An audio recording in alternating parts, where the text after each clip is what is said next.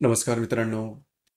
मीन राशीच्या तृतीय स्थानामध्ये मीन राशीचा जो स्वामी आहे, तो 9 ऑक्टोबर नंतर वक्री होणार आहे. याचप्रमाणे तुमच्या राशीच्या 8व्या स्थानामध्ये महत्त्वपूर्ण ग्रह जसे की रवी, बुध, शुक्र हे भ्रमण करणार आहेत आणि अष्टम स्थानाला अशुभ स्थान किंवा मृत्यू स्थान असं सुद्धा म्हटलं जातं. हे ग्रह याचप्रमाणे इतरही जे ग्रह आहेत त्याचा प्रभाव परिणाम ऑक्टोबर महिन्यात मीन राशीवरती कशा प्रकारे असणार आहे या सर्व संदर्भातले खुलासेवर चर्चा आपण या व्हिडिओमध्ये करणार आहोत. सुरुवातीला आपण चर्चा करू की तुमचं स्वास्थ्य मानसिक आणि शारीरिक हे नेमकं कशा प्रकारचं राहील. जसं की तुमच्या राशीचा जो स्वामी आहे गुरु, जो की तुमच्या तृतीय स्थानामध्ये भ्रमण करतोय, दिनांक 9 तारखेनंतर हा जो गुरु आहे, हा गुरु वक्री असणार आहे. याचप्रमाणे तुमच्या राशीचा जो षष्टेश आहे रवी, जो की तुमच्या 7व्या स्थानामध्ये भ्रमण करतो, 18 तारखेनंतर तो तुमच्या अष्टम स्थानामध्ये भ्रमण करणार आहे. आणि अष्टमेश जो आहे शुक्र, जो की अष्टमातच भ्रमण करतोय, 14 तारखेनंतर तुमच्या भाग्यात जाणार आहे. या व्यतिरिक्त 11 ते 30 तारखेदरम्यान बुधाचं जे भ्रमण आहे हे सुद्धा तुमच्या 8व्या स्थानात असणार आहे. एकंदरीत सांगायचं झालं तर या संपूर्ण महिन्यामध्ये तुम्हाला आरोग्याच्या संदर्भात काळजी घेणं अतिशय आवश्यक राहील. खास करून मानसिक आरोग्यावरती लक्ष द्या. या महिन्यामध्ये फिरणं वगैरे जास्त होईल. महत्त्वपूर्ण कामं करण्याकडे कल राहील. परंतु ती कामं पूर्ण न झाल्यामुळे थोडंसं स्ट्रेस, टेन्शन या दरम्यान जास्त जाणवेल आणि तुमची जी राशी आहे ती मूलतः 7.5 मध्ये आलेली आहे. तर साधारणतः कॉन्फिडन्समध्ये जाऊन किंवा भावनेच्या आहारी जाऊन कुठल्याही प्रकारचे निर्णय घेऊ नका, की जेणेकरून त्याच्या संदर्भातले त्रास तुम्हाला भविष्यात होऊ शकतील. या संदर्भात काळजी घेणं अतिशय आवश्यक राहील. याचप्रमाणे आर्थिक स्थैर्याबद्दल विचार करायचा झाला तर तुमच्या राशीचा महत्त्वपूर्ण ग्रह मंगळ, जो की तुमचा भाग्येश आणि धनेश आहे, जो की तुमच्या चतुर्थ स्थानामध्ये भ्रमण करतोय. 21 तारखेनंतर हा तुमच्या पंचम स्थानामध्ये भ्रमण करेल. अष्टमेश जो शुक्र आहे हा तुमच्या भाग्यातून तुमच्या धन तुमच्या अष्टमातून भाग्यस्थानात भ्रमण करेल दिनांक 14 तारखेनंतर. आणि राशीचा जो लाभेश आहे शनी, जो की तुमच्या व्ययस्थानामध्ये भ्रमण करतोय आणि तो वक्री असणार आहे. तर एकंदरीतच सांगायचं झालं तर या संपूर्ण महिन्यामध्ये थोडंसं तुमच्या फायनान्सकडे किंवा आर्थिक स्तराकडे लक्ष देणं गरजेचं राहील. अनपेक्षित अनावश्यक खर्च होणार नाही याकडे लक्ष द्या. ही गोष्ट अतिशय महत्त्वपूर्ण राहील. तसं पाहायचं झालं तर फार मोठे काय टोकाचे तुम्हाला परिणाम या महिन्यात आर्थिक संदर्भात मिळणार नाही.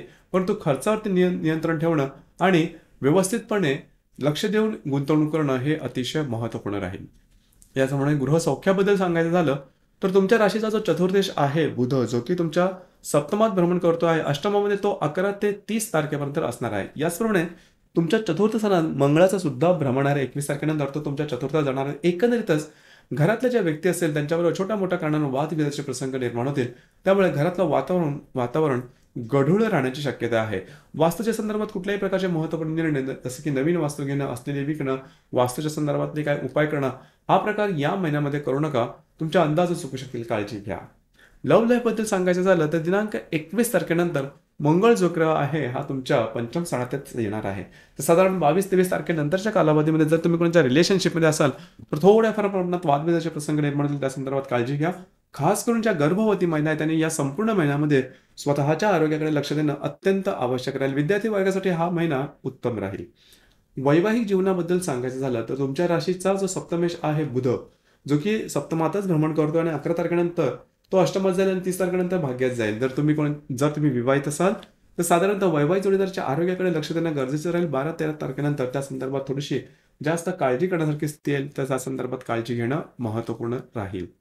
कार्यक्षेत्राच्या संदर्भात सांगायचं झालं तर तुमचं जे काही कार्यक्षेत्र असेल त्या संदर्भात या महिन्यामध्ये जास्त तुम्हाला मेहनत करावी लागेल. तुमचे अंदाज चुकू शकतील. तुमच्या समोरच्या व्यक्ती आहेत त्या थोडंसं वेगळ्या वागतात का, अशा प्रकारचे काय अनुभव येतील. कुठल्याही कार्याची नवीन सुरुवात मात्र या महिन्यात अजिबात करू नका. एकंदरीतच सांगायचं झालं तर या संपूर्ण महिन्यामध्ये थोडंसं तुम्हाला स्वतःच्या आरोग्याकडे लक्ष देणं जास्त गरजेचं राहील. त्याचप्रमाणे रिलेशनशिप असो किंवा आर्थिक स्थैर्य या संदर्भात थोडी काळजी घेणं, महत्त्वपूर्ण निर्णय घेताना विचार करून घेणं ही गोष्ट अतिशय महत्त्वपूर्ण राहील. कुठल्याही प्रकारचे महत्त्वपूर्ण निर्णय भावनेच्या आहारी जाऊन आणि फक्त कॉन्फिडन्समध्ये जाऊन घेऊ नका.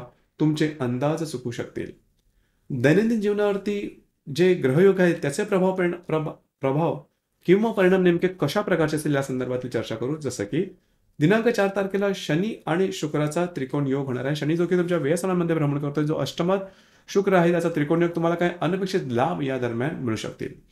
दिनांक 8 तारखेला गुरु बुधाचा त्रिकोण योग होणार आहे तुमच्या तृतीय आणि सप्तम स्थानातून आणि मंगळ शुक्राचा सुद्धा त्रिकोण योग होणार आहे तुमच्या चतुर्थ आणि अष्टम स्थानातून. तर खास करून या दरम्यान वैवाहिक जोडीदाराचे नातेसंबंध सुधारतील. कागदोपत्री व्यवहार, कमिटमेंट, प्रॉमिसेस याकरता हा कालावधी अतिशय उत्तम राहील. वैवाहिक जोडीदाराकडे बाहेर फिरायला जाण्याचा योग सुद्धा संभवतो. दिनांक 14 तारखेला मंगळ आणि रवीचा दृष्टी अधिष्ठित केंद्रीय योग चतुर्थ आणि सप्तम स्थानातून होणार आहे. हर्षल आणि शुक्राचा सुद्धा प्रतियोग तुमच्या तृतीय आणि तुमच्या भाग्यस्थानातून होणार आहे. खास करून वैवाहिक जोडीदारावर वादविवादाचे प्रसंग या दरम्यान येऊ शकतील. त्याचप्रमाणे वैवाहिक जोडीदाराच्या शारीरिकतेच्या संदर्भात सुद्धा काळजी घेणं गरजेचं आहे. काही आजार किंवा काही त्रास या दरम्यान होण्याची शक्यता बऱ्याच प्रमाणात राहील आणि त्याचा सरळ सरळ परिणाम तुमच्या वैवाहिक जीवनावरती होण्याची शक्यता बऱ्याच प्रमाणात राहील. याचप्रमाणे दिनांक 15 तारखेला नेपच्यून आणि शुक्राचा त्रिकोण योग होणार आहे. नेपच्यून जो की तुमच्याच राशीमध्ये भ्रमण करतोय, जो शुक्र तुमच्या भाग्यात भ्रमण करतोय, दोघांचा त्रिकोण योग अतिशय उत्तम असाच असणार आहे.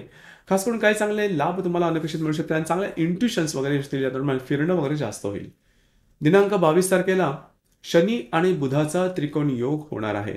शनी बुधाचा त्रिकोण योग हा तुमच्या व्यय आणि अष्टम स्थानातून होणार आहे. कागदोपत्री व्यवहार की जे थांबलेले आहेत, होत नाहीत, ते या दरम्यान मागे लागू शकतील. काय अनपेक्षित लाभ सुद्धा मिळू शकतील. मंगळ आणि नेपच्यूनचा त्रिकोण योग तुमच्या राशीतून आणि पंचमातून होणार आहे. हा त्रिकोण योग अतिशय उत्तम आणि शुभफलदायी राहील. खास करून तुम्हाला जर तुम्ही शेअर मार्केटमध्ये ट्रेड करत असाल तर तुम्ही मांडलेले जे अंदाज असतील ते बरोबर येतील.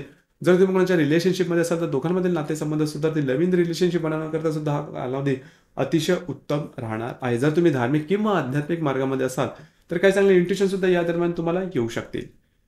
याचप्रमाणे दिनांक 28 तारखेला शनी आणि शुक्राचा सुद्धा केंद्र योग होणार आहे. शुक्र जो की तुमच्या भाग्यात भ्रमण करेल, जो शनी तुमच्या व्ययस्थानात भ्रमण करेल, त्या दरम्यान आरोग्याकडे थोडंसं लक्ष देणं महत्त्वपूर्ण राहील. याचप्रमाणे या महिन्यामध्ये दिनांक 30 तारखेला हर्षल आणि बुधाचा प्रतियोग होणार आहे.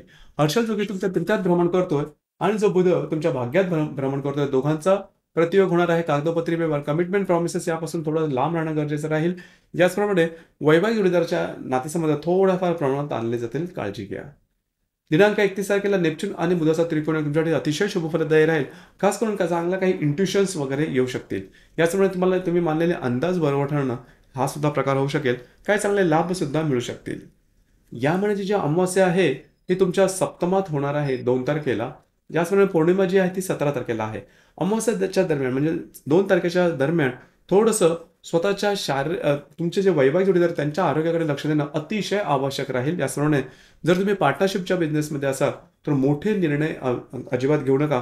पार्टनर बरोबर छोट्या मोठ्या गोष्टींवर वादविवादाचे प्रसंग निर्माण होऊ शकतील. या संदर्भात काळजी घेणं महत्त्वपूर्ण राहील. साधारणतः अमावास्या आणि पौर्णिमेच्या दरम्यान म्हणजेच या महिन्याच्या 2 आणि 17 तारखेच्या दरम्यान कुठल्याही प्रकारचे महत्त्वपूर्ण निर्णय, कमिटमेंट, प्रॉमिसेस, वादविवाद यापासून लांब राहणं गरजेचं राहील. तर मित्रांनो, हे होतं ऑक्टोबर महिन्याकरता मीन राशीचं संपूर्ण राशीफल. धन्यवाद.